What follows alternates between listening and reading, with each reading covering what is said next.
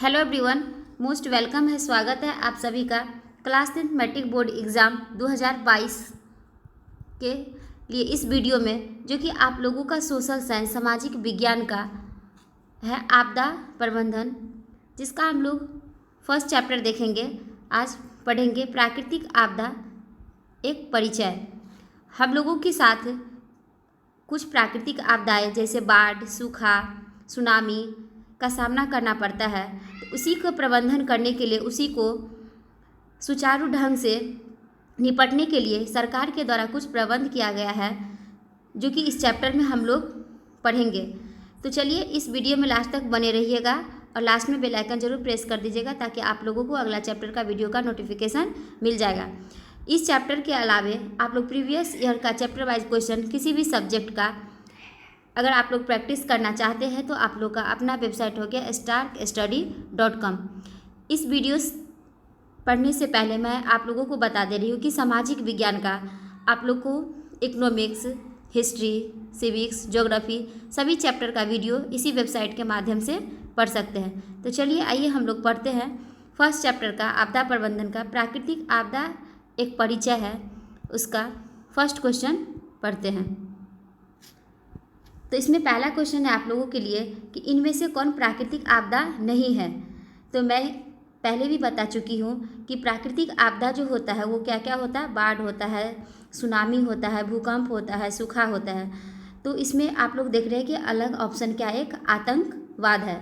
तो इसका right answer क्या हो जाएगा, सी हो जाएगा, आतंकवाद। क्योंकि प्राकृतिक जो हमारे नेचुरल होता है, प्राकृतिक के द्वारा घटित होता है, जैसे सुनामी हुआ, बाढ़ हुआ और भूकंप हुआ। और एक आतंकवाद जो हुआ वो प्राकृतिक नहीं है, वो एक मानव निर्मित है, जो आदमियों के द्वारा आतंकवाद फैलाया जाता है। तो इसका राइट आंसर हो गया सी। तो नेक्स्ट क्वेश्चन देखते हैं हम लोग 2 नंबर। इनमें से कौन मानव जाति आपदा है। मानव जाति यानी मानव के द्वारा घटित घटना। तो अभी मैंने प्राकृतिक आपदा और मानव जनित आपदा के बारे में बता चुकी हूँ। तो आप लोग को भी ये इसका आंसर बता सकते हैं कि इसका आंसर क्या हो जाएगा, डी, इनमें से सभी। क्या सांप्रदायिक दंगे जो कि आदमी के द्वारा किए जाते हैं, आतंकवाद और महामारी जो कि एक दूसरे से फैलता है। तो इसका राइट आंसर क्या हो जाएगा, डी, इनमें से सभी। तो नेक्स्ट क्वेश्चन देखते हैं हम लोग। सुनामी का प्रमुख कारण क्या है। सुनामी किस प्रकार से आता है। तो इसका राइट आंसर हो जाएगा ए, समुद्र में भूकंप का आना। जब भी समुद्र में अत्यधिक मात्रा में क्या होता है, पानी का उफान आता है, एक तरह से हलचल बोलते हैं जिसको, तो क्या आता है, सुनामी आता है। तो नेक्स्ट क्वेश्चन देखते हैं हम लोग इस चैप्टर का 4 नंबर। इनमें कौन विस्तृत क्षेत्र को प्रभावित करने वाली आपदा है। विस्तृत क्षेत्र यानी बहुत सारे भूभाग को प्रभावित करता है, क्षतिग्रस्त करता है। तो इसका राइट आंसर हो जाएगा बी, ओजोन परत का क्षरण, यानी ओजोन परत में होल हो जाना, जिससे क्या होता है, भूमि का भूक्षरण होता है। तो इसका राइट आंसर हो जाएगा बी। नेक्स्ट क्वेश्चन देखते हैं हम लोग 5 नंबर। आपदा प्रबंधन किसे कहते हैं। तो इसका राइट आंसर हो जाएगा आप लोगों के लिए सी, प्राकृतिक आपदाओं के दुष्परिणामों को कम करने का उपाय किया जाना। मैं पहले भी बता चुकी कि सरकार के द्वारा कुछ हमारे प्राकृतिक आपदाएं हैं, जिसका निपटान यानी उससे हम लोग किस तरह से बच सके, उसका निवारण किया जाता है। किसमें, आपदा प्रबंधन में उसकी व्यवस्था की जाती है। तो यही यहाँ लिखा हुआ है कि प्राकृतिक आपदाओं के दुष्परिणामों को, यानी उससे जो बुरा प्रभाव पड़ता है हमारे मानव जीवन पे, जो क्षति पहुँचती है, उसको कम करने की उपाय का सुझाव दिया जाता है। किसके द्वारा, सरकार के द्वारा एक व्यवस्था की जाती है। उसी को हम लोग क्या बोलते हैं, आपदा प्रबंधन, यानी आपदा से निपटने की व्यवस्था को ही क्या कहते हैं, आपदा प्रबंधन कहते हैं। तो चलिए नेक्स्ट क्वेश्चन देखते हैं हम लोग 6 नंबर। इनमें कम विनाशकारी आपदा कौन है। कम विनाशकारी यानी कि कम नुकसानदेह किस आपदा से होता है। तो भूस्खलन से। यह एक पहाड़ी इलाका में ही ज़्यादातर होता है, यह जनरली नहीं होता है और इससे ज़्यादा क्षति नहीं पहुंचती है। तो नेक्स्ट क्वेश्चन देखते हैं हम लोग 7 नंबर कि बंगाल की खाड़ी का चक्रवात किन महीनों में भयानक होता है। तो इसका राइट आंसर हो जाएगा डी, अक्टूबर और नवंबर में। नेक्स्ट क्वेश्चन देखते हैं हम लोग 8 नंबर। बाढ़ प्रबंधन में किस बात पर सबसे अधिक ध्यान देना चाहिए? जब बाढ़ आती है तो किन बातों पर ध्यान देना चाहिए? तो इसका राइट आंसर हो जाएगा बी, नदी के दोनों ओर तटबंधों का निर्माण होना। अगर तटबंध रहेंगे तो गांव को खाली करके आदमियों को कहाँ शिफ्ट किया जाता है? तटबंध यानी बांध के ऊपर में। तो इसीलिए हमेशा नदी के ऊपर में क्या होना चाहिए? बांधों की व्यवस्था होनी चाहिए। सबसे ज़्यादा ध्यान देने योग्य बात है। तो नेक्स्ट क्वेश्चन देखते हैं हम लोग 9 नंबर।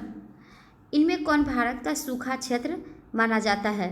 तो इसका राइट आंसर हो जाएगा डी, इनमें से सभी।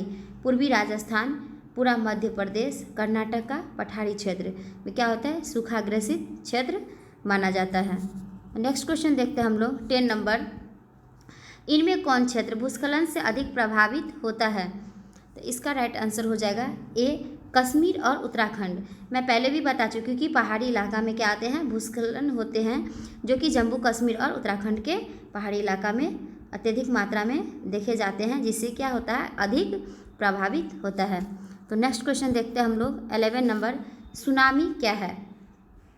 तो इसका राइट आंसर हो जाएगा डी, विनाशकारी समुद्री लहर। नेक्स्ट क्वेश्चन देखते हैं 12 नंबर।